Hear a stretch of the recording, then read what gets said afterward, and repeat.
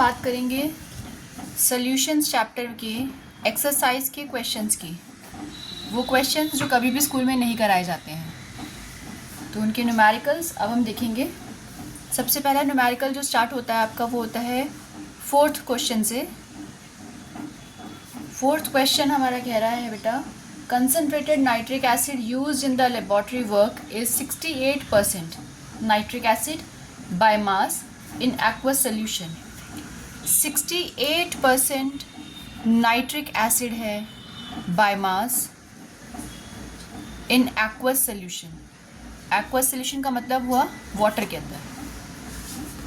Water में 68% हमारा nitric acid है, HNO3 नाइट्रिक एसिड। और आपको फर्दर क्या कह रहे हैं, what should be the molarity, इस सोल्यूशन की मोलारिटी क्या होगी। मोलारिटी कैपिटल M से सिंबलाइज करते हैं बेटा हम।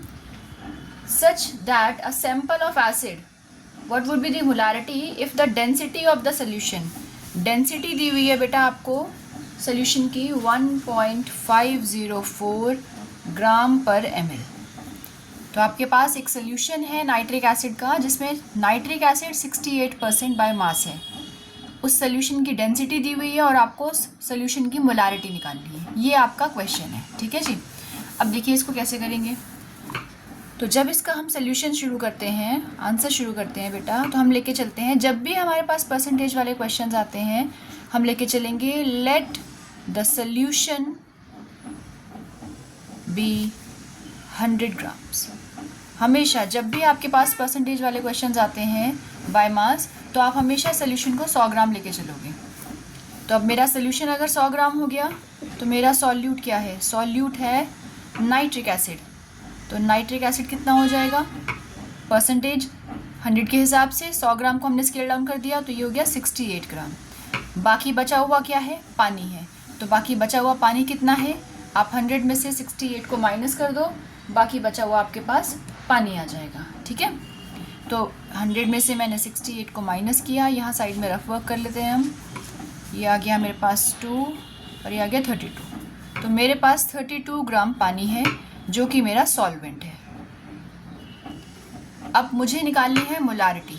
मोलारिटी का फॉर्मूला क्या होता है एक बार देख लेते हैं हम। मोलारिटी होता है moles of solute by volume in litres. अब क्वेश्चन के हिसाब से मेरे पास वॉल्यूम होना चाहिए, नाइट्रिक एसिड की मोल्स होनी चाहिए। मेरे पास नाइट्रिक एसिड का अमाउंट है, नाइट्रिक एसिड का मोलर मास निकाल लेते हैं बेटा। अब हम molar mass of nitric acid, आप इसको सॉल्व करोगे 1 + 14 + 3 × 16, तो ये आपके पास आ जाएगा 1 + 14 + 48 और ये हो जाएगा 63 ग्राम पर मोल। तो यहाँ से मैंने नंबर ऑफ मोल्स निकाले, गिवन मास 68, मोलर मास 63। इसको हमने डिवाइड किया, हमारे पास आ जाएंगे 1.079 मोल्स। ये मेरे पास आ गया सॉल्यूट के मोल्स। अब क्या करना है, मुझे चाहिए वॉल्यूम। वॉल्यूम के लिए क्वेश्चन में क्या दिया हुआ है, डेंसिटी दी हुई है।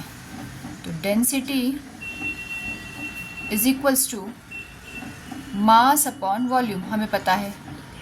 मुझे निकालना है वॉल्यूम, तो volume is equals to mass by density. अब यहाँ जो मास लेंगे बेटा वो सोल्यूशन का होगा क्योंकि सोल्यूशन की डेंसिटी दी हुई है। ये डेंसिटी हमारी सोल्यूशन की है, तो mass of solution by volume of solution, ये डेंसिटी का फॉर्मूला। तो यहाँ से वॉल्यूम हम निकालेंगे, वैल्यूज पुट करो। कितना है हमारे पास सोल्यूशन, हमने अज्यूम किया था 100 ग्राम। डेंसिटी कितनी है मेरे पास 1.504। तो मेरे पास वॉल्यूम कितना आ जाएगा, यहाँ से मेरे पास जो वॉल्यूम आया बेटा वो आ जाएगा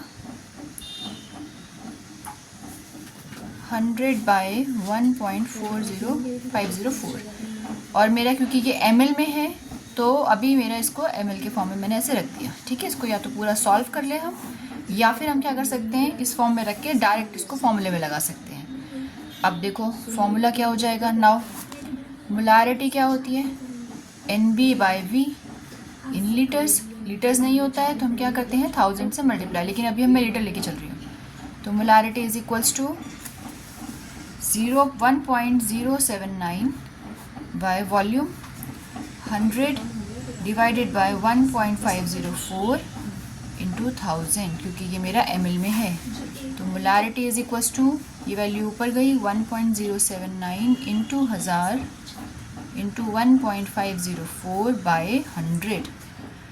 ये कट गया, जो कट सकता है मल्टीप्लाई करेंगे बेटा, तो हमारे पास जो मोलारिटी आ जाएगी वो आ जाएगी 16.23 के आसपास।